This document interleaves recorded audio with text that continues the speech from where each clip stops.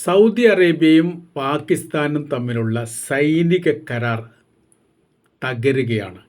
2025 വർഷത്തിലാണ് പരസ്പര ധാരണയോടുകൂടി സൗദി അറേബ്യയും പാകിസ്ഥാനും തമ്മിൽ കരാർ വ്യവസ്ഥകൾ ഉണ്ടാക്കുന്നത്. സൈനിക കരാർ വ്യവസ്ഥ.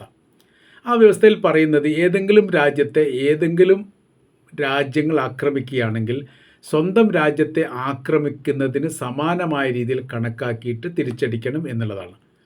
അത് പാകിസ്ഥാനെ ഏതെങ്കിലും രാജ്യം ആക്രമിച്ചാൽ സൗദിയുടെ സൈന്യം ഇടപെട്ടുകൊണ്ട് അല്ലെങ്കിൽ ഇറങ്ങിക്കൊണ്ട് യുദ്ധം ചെയ്യുക. ഇനി സൗദിയാണ് ആക്രമിക്കുന്നതെങ്കിൽ പാകിസ്ഥാൻ്റെ സൈന്യം ഇറങ്ങിക്കൊണ്ട് യുദ്ധം ചെയ്യുക എന്നുള്ള ഒരു കരാർ വ്യവസ്ഥയാണ് പരസ്പരം ഉണ്ടാക്കിയത്. എന്നാൽ ഇപ്പോഴത്തെ സാഹചര്യത്തിൽ അത് തകരുന്ന രീതിയിലേക്ക് കാര്യങ്ങൾ പോകുന്നു എന്നുള്ളതാണ്. ഇത് യൂറോപ്യൻ രാജ്യങ്ങൾക്കിടയിൽ ഇത്തരം ഒരു കരാർ വ്യവസ്ഥ ഉണ്ട്.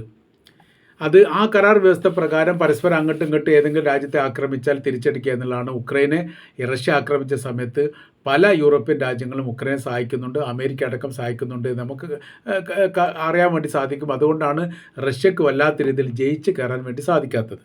സമാന സ്ഥിതിയാണ് ഈ കരാർ വ്യവസ്ഥയിലുള്ളത്. അപ്പോൾ ഇവിടുത്തെ വിഷയം എന്ന് പറയുന്നത്, ഇറാൻ്റെ യുദ്ധത്തിൽ സൗദി അറേബ്യ ഇറാൻ ആക്രമിച്ചിട്ടുണ്ട് പല തവണ, 200-ലധികം തവണ എന്നുള്ളതാണ് റിപ്പോർട്ടിൽ പറയുന്നത്. കരാർ വ്യവസ്ഥ പ്രകാരം പാകിസ്ഥാൻ എന്ത് ചെയ്യണം? ഇറാനെതിരെ ഈ സൗദി അറേബ്യയിൽ നിന്നിട്ട് യുദ്ധം ചെയ്യണം, അല്ലെങ്കിൽ തിരിച്ച് ആക്രമിക്കണം. അങ്ങനെയൊന്നും ഉണ്ടായിട്ടില്ല. അപ്പോൾ അങ്ങനെയൊന്നും ഉണ്ടാവാത്തതുമായി ബന്ധപ്പെട്ട കാര്യത്തെക്കുറിച്ച് പഠനം നടത്തിയതിൽ നിന്നാണ് ഒരു കാര്യം വ്യക്തമാകുന്നത്. ഇതൊരു വൈകാരിക തലമാണ്. ഇതിൽ ഇടപെടുക എന്ന് പറയുന്നത് പാകിസ്ഥാനും വലിയ രീതിയിൽ ക്ഷീണം വരുമെന്ന് മാത്രമല്ല, ഭരണ സംവിധാനം പോലും തകരുന്നിടത്തേക്ക് കാര്യങ്ങൾ എത്തും എന്ന് കൂടി കണക്കാക്കുന്നു. ആ തരത്തിലേക്കാണ് ഇതിൻ്റെ കാര്യങ്ങൾ പോകുന്നത്. അതിൻ്റെ വിഷയം എന്ന് പറഞ്ഞാൽ, ലോകത്ത് ഷിയ രാഷ്ട്രം എന്ന് പറഞ്ഞാൽ 3 രാജ്യങ്ങളാണ്. അതിലൊന്ന് ഇറാനാണ്, രണ്ടാമത് ഇറാഖാണ്, മൂന്നാമത് അസർബൈജാനാണ്. ഈ 3 രാജ്യങ്ങളാണ് ലോകത്ത് ഷിയ വിഭാഗമായിട്ടുള്ളത്.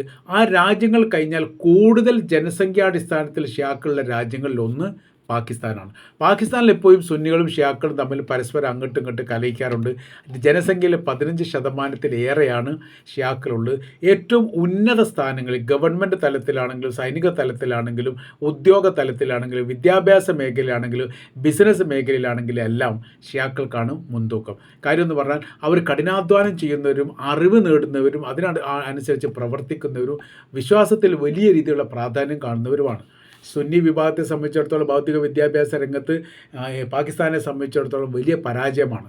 കുറഞ്ഞൊരു ശതമാനം മാത്രമേ സ്വന്തമായ രീതിയിൽ ഇംഗ്ലീഷിലൊക്കെ പേരെഴുതാൻ പോലും അറിയുന്നവർ വളരെ കുറച്ച് മാത്രമാണ് സുന്നി പക്ഷത്ത് യഥാർത്ഥത്തിൽ പാകിസ്ഥാനിലുള്ളത് എന്ന് ചുരുക്കം. പക്ഷേ അവർ ഈ ഏറ്റുമുട്ടലുമായിട്ട് ബന്ധപ്പെട്ട് നോക്കുന്ന സമയത്ത് പരസ്പരം അങ്ങോട്ടും ഇങ്ങോട്ടുമൊക്കെ വലിയ ഏറ്റുമുട്ടൽ നടത്താറുണ്ട്, വലിയ മരണങ്ങൾ ഉണ്ടാവാറുണ്ട്. പള്ളിക്കകത്ത് പോലും സ്ഫോടനം നടക്കുന്ന റിപ്പോർട്ടുകളൊക്കെ പാകിസ്ഥാനിൽ നിന്ന് മാത്രമാണ് ലോകം കേൾക്കാറുള്ളത്.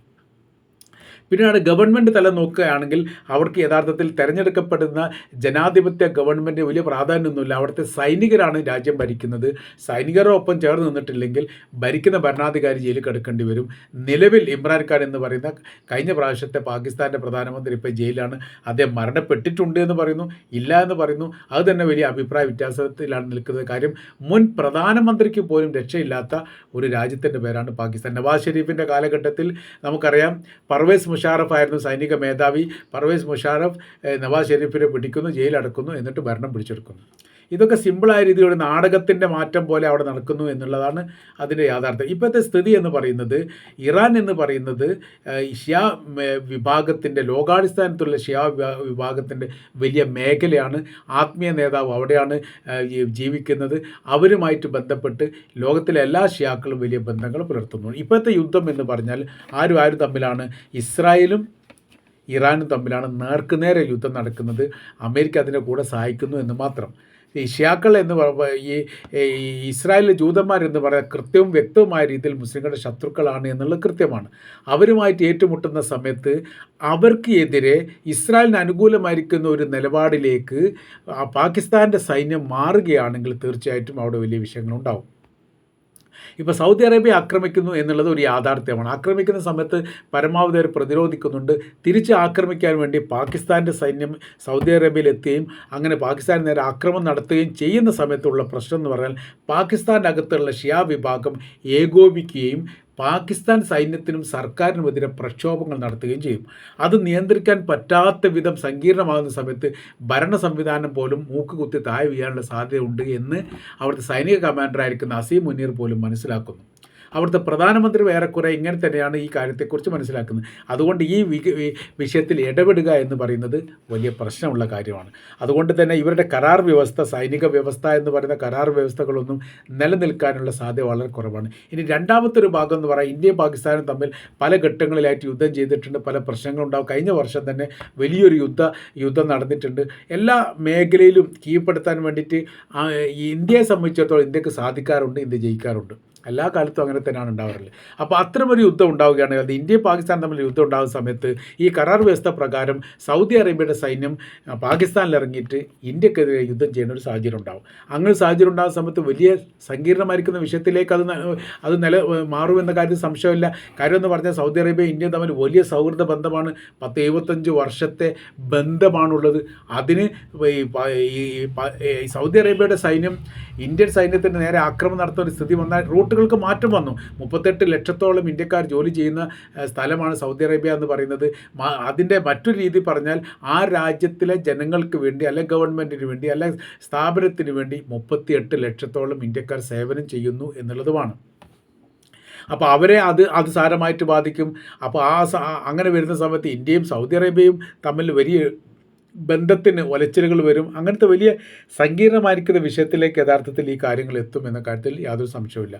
അപ്പോൾ ഇവരെ ഏത് തരത്തിൽ കൂട്ടിക്കയച്ചാലും രണ്ട് രാജ്യങ്ങൾ പരസ്പരം അങ്ങോട്ടും ഇങ്ങോട്ടും ഒരു ധാരണയെ ഉണ്ടാക്കി കഴിഞ്ഞാൽ വ്യത്യസ്തമായിരിക്കുന്ന രാഷ്ട്രീയ രീതിയിലൂടെ, സംസ്കാരത്തിലൂടെ, സംവിധാനത്തിലൂടെ നീങ്ങുന്ന രാജ്യങ്ങൾ ആക്രമിക്കുന്ന സമയത്ത് രണ്ടും രണ്ട് തലത്തിലാണ് പ്രവർത്തിക്കുന്നത്. സൗദി അറേബ്യ ഒരു തലത്തിൽ പ്രവർത്തിക്കുന്നു, പാകിസ്ഥാൻ വേറൊരു തലത്തിൽ പ്രവർത്തിക്കുന്നു. സൗദി അറേബ്യയുടെ ശത്രുക്കൾ വേറെയാണ്, പാകിസ്ഥാൻ്റെ ശത്രുക്കൾ വേറെയാണ്. പാകിസ്ഥാൻ്റെ ശത്രുക്കൾ ചിലപ്പോൾ സൗദി അറേബ്യയുടെ മിത്രങ്ങളായിരിക്കും, സൗദി അറേബ്യയുടെ ശത്രുക്കൾ ചിലപ്പോൾ പാകിസ്ഥാൻ്റെ മിത്രങ്ങളായിരിക്കും. ഇത് ചേർത്ത് കൊണ്ടുള്ള ഒരു സൈനിക സഹായ വ്യവസ്ഥ ഒരിക്കലും ഉണ്ടാവില്ല, അല്ലെങ്കിൽ ഉണ്ടാക്കാൻ സാധിക്കില്ല എന്നുള്ളതാണ് ഇതിൻ്റെ യാഥാർത്ഥ്യം. അപ്പോൾ ഇത് എങ്ങനെ മുന്നോട്ട് പോകുന്നു എന്ന് ചോദിച്ചാൽ ഒരിക്കലും മുന്നോട്ട് പോകാൻ സാധിക്കില്ല. കാര്യം എന്ന് പറഞ്ഞാൽ 200-ലധികം ആക്രമണങ്ങൾ സൗദി അറേബ്യക്ക് നേരെ നടന്നിട്ടും ഈ പാകിസ്ഥാൻ്റെ സൈനികർ സൗദി അറേബ്യയിൽ ഉണ്ടായിട്ടും അവർ തിരിച്ച് ആക്രമിച്ചതൊന്നുമില്ല. ആക്രമിക്കുന്നതിനെക്കുറിച്ച് അവർ സംസാരിച്ചിട്ടുണ്ട്. അതിൻ്റെ കാര്യം എന്ന് പറഞ്ഞാൽ, അതിൻ്റെ തലം എന്ന് പറഞ്ഞാൽ ഇതാണ്: ഷിയ വിഭാഗം സംഘടിക്കുകയും പാകിസ്ഥാൻ്റെ സൈനിക വ്യവസ്ഥക്കെതിരെ, അല്ലെങ്കിൽ ആ രാജ്യത്ത് വലിയ രീതിയിലുള്ള പ്രക്ഷോഭ സമരങ്ങൾ ഉണ്ടാക്കുകയും ചെയ്യുന്ന സമയത്ത് സർക്കാർ അത് വലിയ തലവേദനയാവും. സർക്കാരിന് പിടിച്ചു നിൽക്കാൻ വേണ്ടി പറ്റുകയില്ല. ഈ സൗദി അറേബ്യ സഹായിക്കുന്നതിന് രാജ്യം തന്നെ നഷ്ടപ്പെടുന്ന രീതിയിലേക്ക് കാര്യങ്ങൾ മാറിപ്പോകുമോ എന്ന രീതിയിലുള്ള വലിയൊരു ഭയം യഥാർത്ഥത്തിൽ ഇപ്പോൾ പാകിസ്ഥാനുണ്ട്. ആ വിഷയത്തിൽ പാകിസ്ഥാൻ്റെ പ്രധാനമന്ത്രിയും സൈനിക കമാൻഡറും ഒക്കെ ഒറ്റ നിലപാടുകാരാണ്. ഷിയ വിഭാഗത്തെ തൊട്ട് കഴിഞ്ഞാൽ പിന്നീട് അത് പൊള്ളുന്ന കൈയായിട്ട് മാറും എന്ന് ചുരുക്കം.